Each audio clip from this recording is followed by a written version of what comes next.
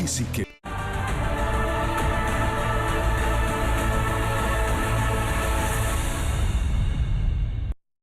Corona virus के खिलाफ युद्ध अब निर्णायक मोड़ पर पहुंच गया है।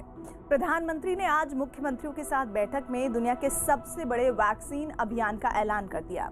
16 जनवरी से देश के भीतर कोरोना वैक्सीन का टीका लगाना शुरू किया जाएगा और इस बैठक के दौरान मोदी ने कहा कि स्वास्थ्य कर्मियों सहित महामारी से लड़ने में मददगार 3 करोड़ लोगों को सबसे पहले वैक्सीन दी जाएगी और इन लोगों को लगने वाली वैक्सीन का खर्च उनकी सरकार उठाएगी।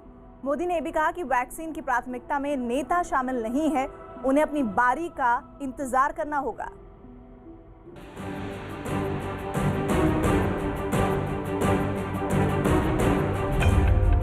कोरोना के खिलाफ जीता युद्ध।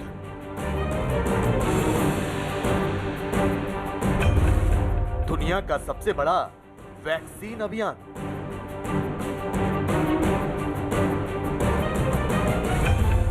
सोलह तारीख से वैक्सीन अभियान। कोरोना के खिलाफ लंबी लड़ाई में वो अहम पल भी अब दूर नहीं जब वायरस विनाशक वैक्सीन लोगों को मिलनी शुरू होने वाली है। मुख्यमंत्रियों के साथ वर्चुअल बैठक में प्रधानमंत्री ने नई दिल्ली से इसका ऐलान कर दिया कि 16 जनवरी से दुनिया का सबसे बड़ा टीकाकरण अभियान शुरू होने जा रहा है। साथियों, अब हमारा देश कोरोना के खिलाफ लड़ाई में एक निर्णायक चरण में प्रवेश कर रहा है। ये चरण है वैक्सीनेशन का। जैसे यहां जिक्र हुआ, 16 जनवरी से हम दुनिया का सबसे बड़ा टीकाकरण अभियान शुरू कर रहे हैं।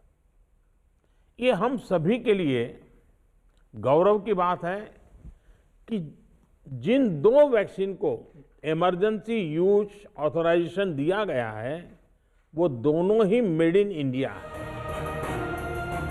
देश के हर जिले में वैक्सीन का ड्राई रन पूरा हो चुका है और अब सबसे पहले वैक्सीन उन कोरोना योद्धाओं को दिया जाएगा जो साल भर से इस महामारी से जंग में सबसे आगे खड़े हैं। देश के अलग अलग राज्यों के हेल्थ वर्कर्स, फ्रंटलाइन वर्कर्स की संख्या देखें तो एक करीब 3 करोड़ होती है। ये तय किया गया है कि पहले चरण में इन 3 करोड़ लोगों को वैक्सीन देने के लिए जो खर्च होगा वो राज्य सरकारों को वहन नहीं करना है, भारत सरकार इसको वहन करेगी। 16 जनवरी से वैक्सीनेशन का पहला चरण शुरू होगा। पहले चरण के दौरान स्वास्थ्य कर्मियों और उनके साथ काम करने वालों को टीका दिया जाएगा। दूसरे चरण में 50 साल से ज्यादा उम्र वाले लोगों को वैक्सीन दी जाएगी। इसके बाद दूसरे ही चरण में उन लोगों को वैक्सीन दी जाएगी जो 50 साल से कम उम्र के हैं लेकिन बीमारी की चपेट में हैं। वैक्सीनेशन के दूसरे चरण में, वैसे एक प्रकार से वो तीसरा चरण हो जाएगा, लेकिन हम अगर इन 3 करोड़ को एक माने तो दूसरा चरण 50 वर्ष से ऊपर के सभी लोगों को और 50 वर्ष से नीचे के उन बीमार लोगों को जिनको संक्रमण का सबसे ज्यादा खतरा है उनको टीका लगाया जाएगा। प्रधानमंत्री ने मुख्यमंत्रियों के साथ बैठक में ऐलान किया कि वैक्सीन देने के 2 राउंड पूरा होते होते 4 नई वैक्सीन आने की उम्मीद भी है। साथ ही सरकार हर कदम वैज्ञानिकों की सलाह पर ही उठा रही है। साथियों, देशवासियों को एक प्रभावी वैक्सीन देने के लिए हमारे एक्सपर्ट्स ने हर प्रकार की सावधानियां बरती हैं और अभी साइंटिफिक कम्युनिटी की तरफ से विस्तार से हमें बताया भी गया है।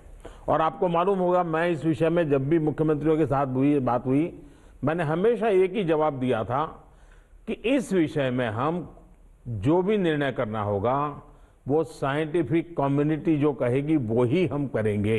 ये साइंटिफिक कम्युनिटी और जो इसके लिए जिम्मेवार लोग हैं उनकी तरफ से जब आएगा तभी हमारे लिए उचित होगा और हम उसी दिशा में चले हैं। बड़ी बात जो मैं दोहराना चाहता हूं कि हमारी दोनों वैक्सीन्स दुनिया की दूसरी वैक्सीन से ज्यादा कॉस्ट इफेक्टिव है।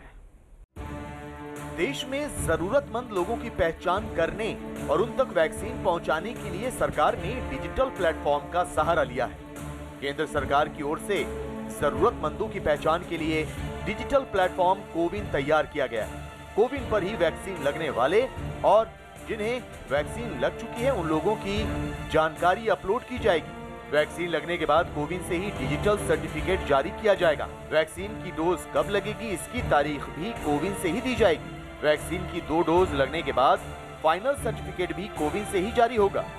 प्रधानमंत्री ने मुख्यमंत्रियों से बैठक में कोविन पर जानकारी देने के साथ ये भी कहा कि पूरी दुनिया के मुकाबले भारत में वैक्सीन देने का काम तेजी से किया जाएगा।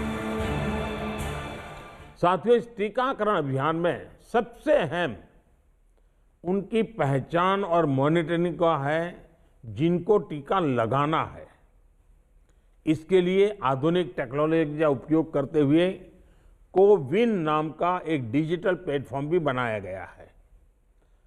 आधार की मदद से लाभार्थियों की पहचान भी की जाएगी और उनको दूसरी डोज समय पर मिले ये भी सुनिश्चित किया जाएगा। मेरा आप सभी से विशेष आग्रह रहेगा कि टीकाकरण से जुड़ा रियल टाइम डेटा कोविन पर अपलोड हो, ये सुनिश्चित करना है। इससे जरा सी चूक भी इस मिशन को नुकसान पहुंच सकता है।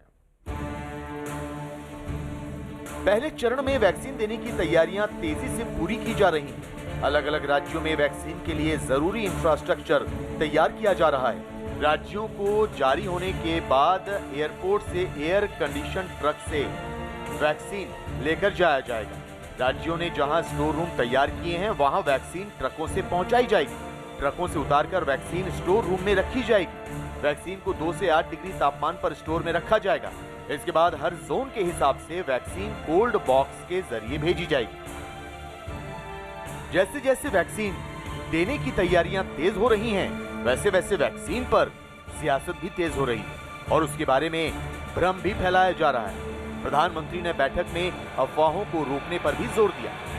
एक और बात जिस पर हमें बहुत गंभीरता से काम करना है, हर राज्य, हर केंद्र शासित प्रदेश को ये सुनिश्चित करना होगा कि अफवाहों पर, वैक्सीन से जुड़े अपप्रचार को कोई हवा न मिले। इफ्स और बट्स से बात नहीं होनी चाहिए। देश और दुनिया के अनेक स्वार्थी तत्व हमारे इस अभियान में रुकावट डालने की कोशिश कर सकते हैं। कॉरपोरेट कंपटीशन भी इसमें आ सकती है। कंट्री का प्राइड के नाम से भी आ सकता है। बहुत सी चीजें हो सकती हैं। ऐसी हर कोशिश को देश के हर नागरिक तक सही जानकारी पहुंचाकर हमें नाकाम करना है। भारत में बनी 2 वैक्सीन का ड्राई रन पूरा हो चुका है, जिनकी कीमत भी बहुत ज्यादा नहीं है। अब 16 जनवरी से दुनिया का सबसे बड़ा वैक्सीन अभियान शुरू होने जा रहा है।